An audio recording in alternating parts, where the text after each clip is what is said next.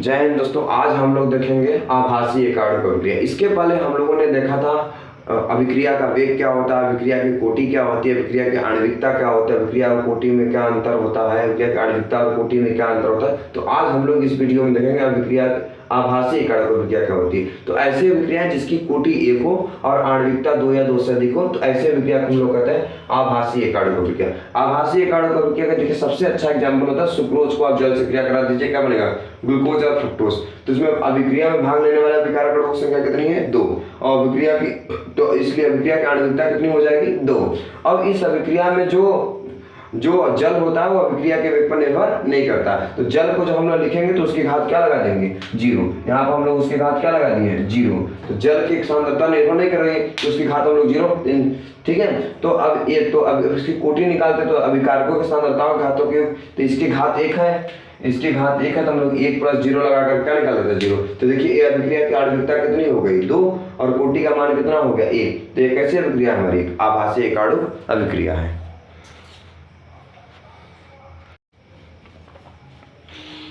दोस्तों अब हम लोग देखते हैं शून्य कोटि की अभिक्रिया। तो शून्य कोटि की अभिक्रिया क्या होती है?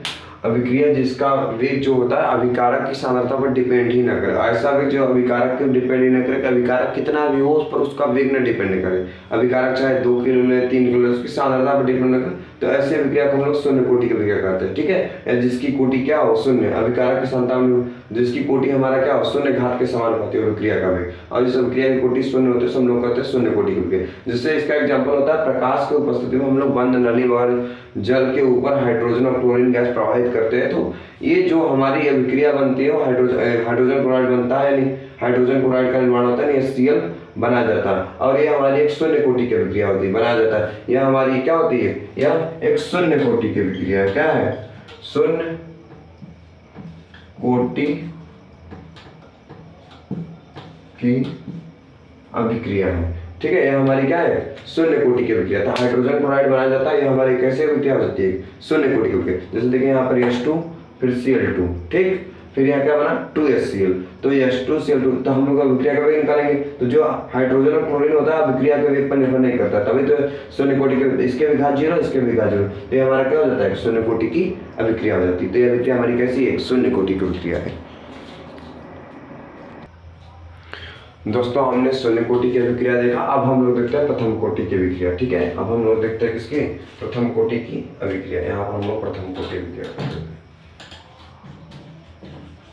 प्रथम कोटि की अभिक्रिया। हमारा प्रथम कोटि की अभिक्रिया क्या होता है? First order of reaction. तो अब जैसे शून्य कोटि में अभिकारक के सांद्रता के शून्य घात के समानुपाती होता है, वैसे प्रथम कोटि अभिक्रिया में क्या हो जाएगा? अभिकारक के सांद्रता के प्रथम घात के समानुपाती होगा, यानी जिसका वेग अभिक्रिया को जो प्रथम कोटि की अभिक्रिया का जो वेग होता है वो अभिकारक की सांद्रता के प्रथम घात पर निर्भर करता है ना।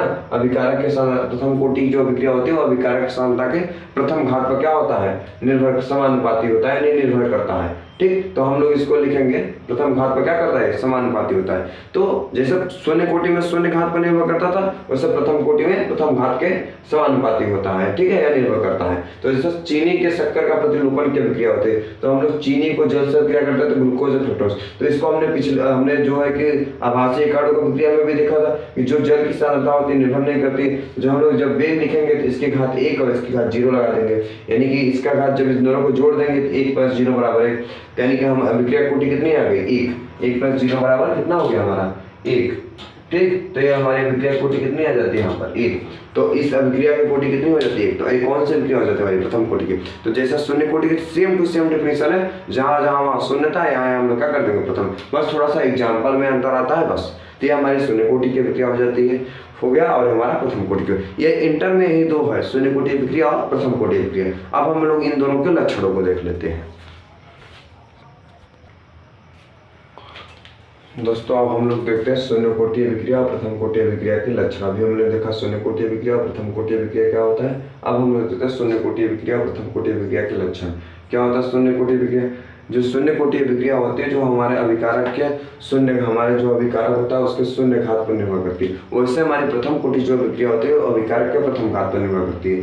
शून्य कोटि की अभिक्रिया निम्न वेग समीकरण का पालन करती है, x = kT।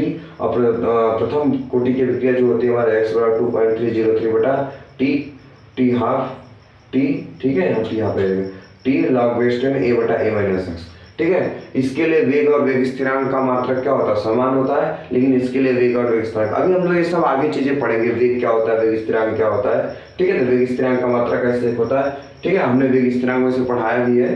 तो अब आगे हम लोग देखेंगे वेग स्थिरांक क्या होता है और वेग क्या होता है। वेग का मात्रक हमने बताया था, और शून्य कोटि विक्रिया का जो अर्धायुकाल होता है उसकी प्रारंभिक सांद्रता पर निर्भर करता है, लेकिन जो प्रथम कोटि विक्रिया होती है उसका जो अर्धायुकाल होता है उसकी प्रारंभिक सांद्रता पर निर्भर नहीं करता है। तो इसको आप स्क्रीनशॉट ले लीजिए, और ये हमारा हो जाता है शून्य कोटि विक्रिया, प्रथम कोटि विक्रिया, आभासीय इकाणु का विक्रिया, शून्य कोटि विक्रिया के लक्षण, प्रथम कोटि विक्रिया के लक्षण।